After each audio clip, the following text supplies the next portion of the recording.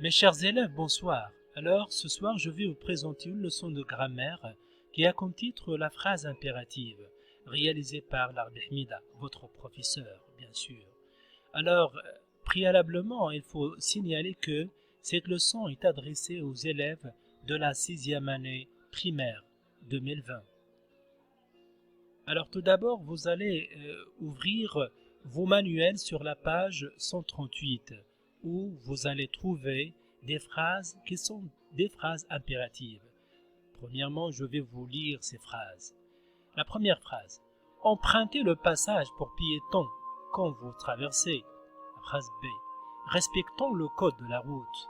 La phrase C. Ne traversez pas quand le feu est vert. La phrase D. Arrête de jouer au ballon dans la rue. Tu risques de te faire écraser. Alors, ce sont des phrases impératives. Alors, pourquoi? Observez bien l'emplacement de ces verbes au début. Alors, dans la phrase A, B et D, vous constatez qu'il y a des verbes à la tête de chaque phrase. Alors, à la tête de chaque phrase, il y a un verbe. Alors, emprunter, respectant, arrête. Ce sont trois verbes qui appartiennent au même groupe, c'est le premier groupe, puisqu'ils se terminent par ER. Alors, je pense que vous connaissez déjà ça. Maintenant, je passe à la phrase C. Alors, comme vous voyez, la phrase C ne commence pas par le verbe traverser, elle commence par un autre mot qui est ne.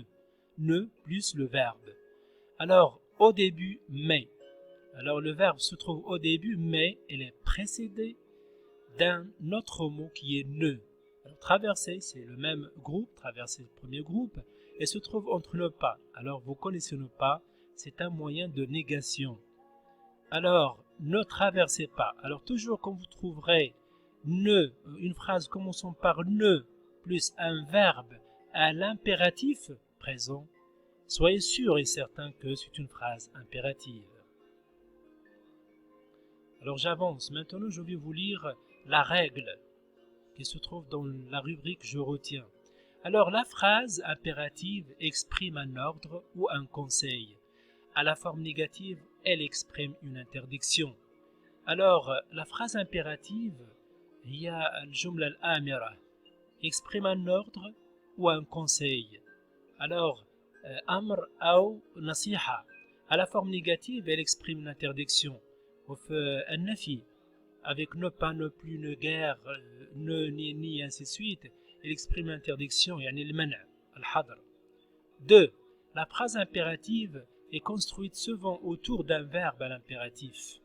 Alors, toujours la phrase impérative contient un verbe au présent de l'impératif ou bien à l'impératif présent. 3.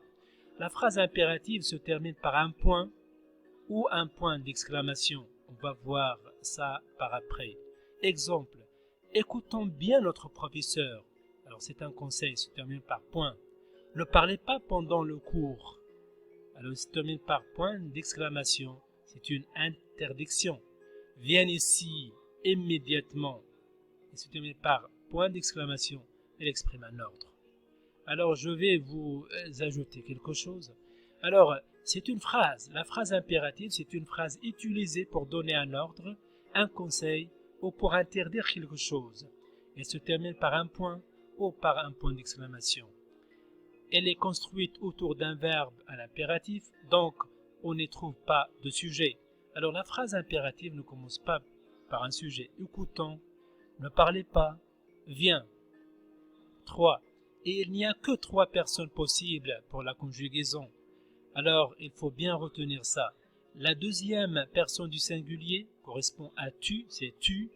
La première personne du pluriel correspond à nous. La deuxième personne du pluriel correspond à vous. Alors, vous avez 3 pronoms personnels ou bien 3 personnes dans ce qu'on appelle la conjugaison des verbes à l'impératif présent. Exemple, écoute bien le professeur. Alors, c'est un conseil. Arrêtons de jouer au ballon dans la rue. Se termine par point d'exclamation, c'est une interdiction. Mana'. C'est un conseil, nasiha, une interdiction. Mana'. Venez ici, ou bien venez ici immédiatement. Il exprime un ordre. ce sont des phrases impératives. Pourquoi alors? Alors, ce sont des phrases impératives car elles expriment bien un ordre, un conseil ou une interdiction. إذن هي جمل آمرة لأنها تأمر وتنصح وتمنع. Elles sont toutes à l'impératif. Alors toutes, elles sont conjuguées, eh bien, les verbes sont conjugués à l'impératif présent. مصرفين في l'impératif présent. يعني الأمر الحاضر. Elles finissent toutes par un point simple. يعني تنتهي كلها par un point simple ou un point d'exclamation. Alors, on va voir maintenant un exemple d'un exercice d'évaluation, la phrase impérative. Ces phrases sont du type impératif, vrai ou faux. Alors, c'est vrai, vous écrivez V, c'est faux, vous écrivez F. Il adore la salade avec des éclats de noix. Alors, est-ce que c'est une phrase impérative ou non? Alors, puisqu'il y a ici un pronom, il, alors automatiquement ce n'est pas une phrase impérative. On a dit que la phrase impérative ne commence pas par un sujet. Alors ce n'est pas une phrase impérative. Rentre tout de suite chez toi. Alors il commence par un verbe conjugué à la deuxième personne du singulier, tu. Alors c'est une phrase impérative. Il rentre immédiatement à la maison. Elle commence par il. Non, ce n'est pas une phrase impérative. Ne pas manger dans cette salle de réunion. Alors, elle commence par ne, mais elle est suivie de pas. Et le verbe n'est pas conjugué au présent de l'impératif. Alors, ce n'est pas une phrase impérative. Ne mange pas. Par contre, cette phrase, par rapport à la phrase 4, cette phrase commence par ne, mais elle est suivie d'un verbe à l'impératif présent. Ne mange pas dans cette salle de réunion. Alors, phrase impérative. Dépêche-toi de finir la vaisselle. C'est une phrase impérative qui commence par un verbe. Se dépêcher. Attention, quand vous avez un verbe pronominal, il faut ajouter un trait et vous ajoutez tu, il devient toi. Nous, il reste nous et vous, il reste vous. Par exemple, dépêche-toi, dépêchons-nous, dépêchez-vous. Interdiction de stationner. C'est une phrase commençant par un nom et le verbe est à l'infinitif. 8. Ne te gare pas dans cette vue à sens unique. Alors il commence par ne plus te qui se égare. Alors se garer. Gare est conjugué à l'impératif présent. Il va où comme ça? Alors où vous ajoutez un accent grave sur U. Il va où comme ça? Alors il commence par il. Alors ce n'est pas une phrase impérative. Dis-moi où tu vas.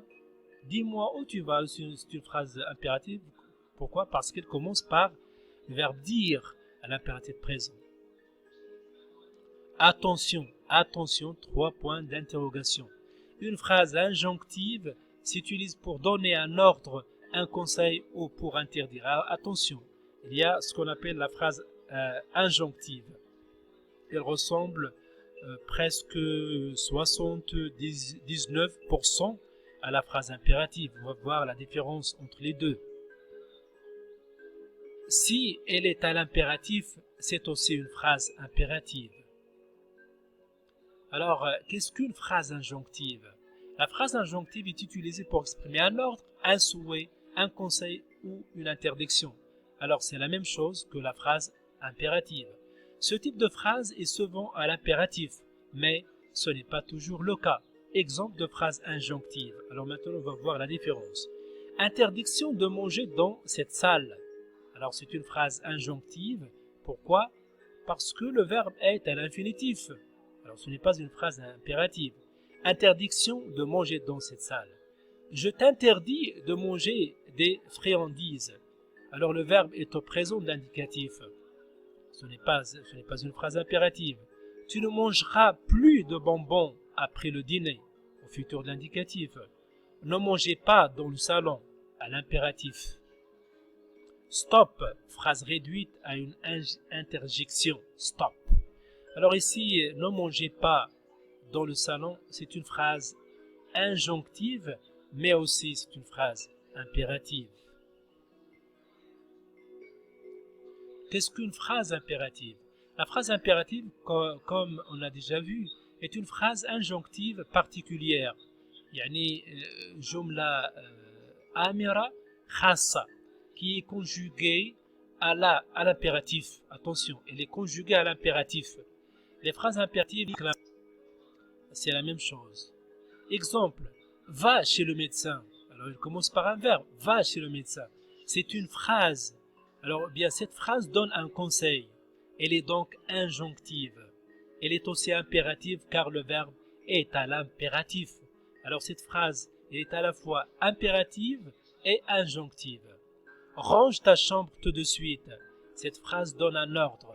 Elle est donc injonctive.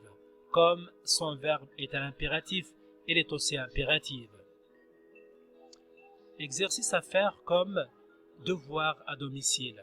Exercice 1. Est-ce vrai ou faux?